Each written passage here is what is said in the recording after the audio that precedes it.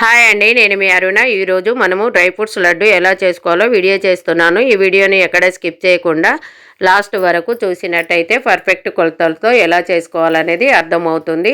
ఈ dry fruits laddu వలన మనకు చాలా పోషకాలు లభిస్తాయండి. ఇలా కనుక మనము డ్రై ఫ్రూట్స్ లడ్డు ఇంట్లో చేసి పెట్టుకున్నట్టయితే రోజుకొకటి చొప్పున పిల్లలు కానీ మనం కానీ తిన్నట్టయితే ఆరోగ్యంగా ఉంటామండి. దీనికి కావాల్సిన పదార్థాలు: అవిసె గింజలు. నేను ఈ కప్పుతో అన్ని కొలతలు ఒకే కప్పుతోటి తీసుకున్నాను. 2 కప్పుల అవిసె గింజలు, 3 కప్పుల నువ్వులు, 750 గ్రాములు పచ్చి ఖర్జూర తీసుకొని గింజ లేకుండా ఒలిచి పెట్టాను. మీ ఇంట్లో పచ్చి ఖర్జూర లేనట్టయితే బెల్లాన్ని కూడా ఉపయోగించవచ్చు. కిస్మిస్ 1 కప్పు, బాదం 1 కప్పు, కాజు 1/2 కప్పు, వాల్నట్స్ 1 కప్పు, పిస్తా కూడా 1 కప్పు తీసుకున్నాను.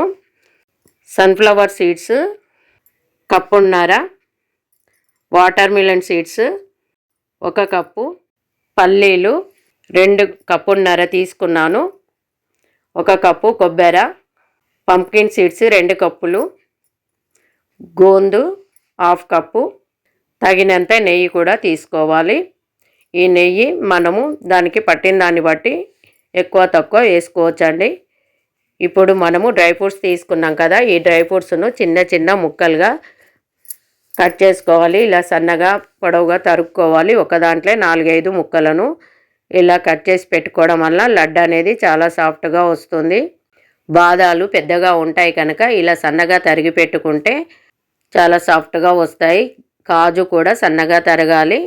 అన్నిటినీ ఈ విధంగానే మనము సన్నగా మొత్తము తరిగి పెట్టుకోవాలి. వాల్నట్స్ కూడా తీసుకొని వాల్నట్స్ను కూడా సన్నగా తరుక్కోవాలి.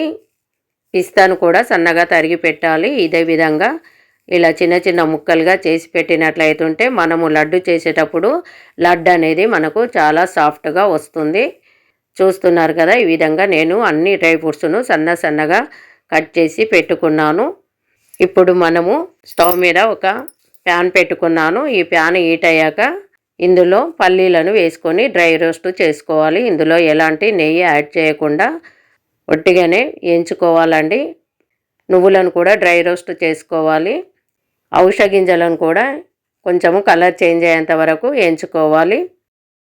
ఇలా వేయించుకున్న అవిసె గింజలను అదే ప్లేట్లో మళ్ళీ పోసుకోవాలి. ఇవన్నీ చల్లగా అయిన తర్వాత మిక్సీలో వేసుకోవాలి. ఇలా మిక్సీలో వేసుకొని బరుకుగా పట్టుకోవాలి. మరి ఫైన్ పేస్ట్ లాగా పట్టకూడదండి. ఎందుకంటే మనము లడ్డు చేస్తున్నాం కనుక బరుకుగానే ఉంటే చాలా బాగుంటుంది లడ్డు టేస్ట్ అనేది. ఇప్పుడు స్టవ్ మీద ఒక ప్యాన్ పెట్టి ప్యాన్ హీట్ అయ్యాక ఇందులో 1 స్పూను నెయ్యి వేసుకొని పంప్కిన్ సీడ్స్ను వేసుకోవాలి. పంప్కిన్ సీడ్స్ను మీడియం ఫ్లేమ్లో ఫ్రై చేసుకోవాలి. ఇలా కనీసము ఒక 2 నిమిషాల పాటు ఫ్రై చేసుకొని వీటిని తీసుకొని నేను ఒక బేషన్లో పోసుకుంటున్నాను. మళ్ళీ అదే ప్యాన్ను స్టవ్ మీద పెట్టుకొని మళ్ళీ 1 స్పూను నెయ్యి వేసుకోవాలి. ఇందులో సన్ఫ్లవర్ సీడ్స్ని కూడా ఫ్రై చేసుకోవాలి. ఇందులోనే వాటర్ మిలన్ సీడ్స్ని కూడా వేసుకోవాలి. ఫ్లేమ్ అనేది మీడియంలో పెట్టుకొని మాడకుండా దగ్గర ఉండి ఇలా మనము ఈ సీడ్స్ను ఫ్రై చేసుకోవాలి. ఇలా ఫ్రై చేసుకున్న సీడ్స్ను కూడా తీసుకొని మనము బేషన్లో వేసుకోవాలి.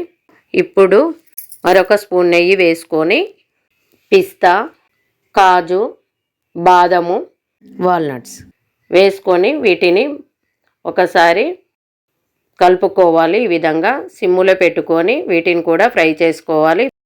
ఇప్పుడు అదే ప్యాన్ను స్టవ్ మీద పెట్టుకొని మరొక స్పూను నెయ్యి వేసుకొని ఇందులోనే కిస్మిస్లను ఫ్రై చేసుకోవాలి. కిస్మిస్లు చూస్తున్నారు కదా, బబుల్స్ లాగా చాలా బాగా ఫ్రై అవుతున్నాయి. ఇలా ఫ్రై అయిన తర్వాత స్టవ్ను ఆఫ్ చేసుకొని వీటిని కూడా ఇందులో వేసేసుకోవాలి. ఇప్పుడు గోందును 1 స్పూన్ నెయ్యి వేసుకొని గోందును కూడా వేసుకొని గోందును నెయ్యిలో ఫ్రై చేసుకోవాలి. ఇలా బబుల్స్ లాగా వస్తాయండి. ఇలా వచ్చినప్పుడు తెల్లగా పేలాలలాగా ఉంటాయండి. ఇప్పుడు వీటిని స్టవ్ ఆఫ్ చేసుకొని వేరొక బౌల్లోకి వేసుకోవాలి.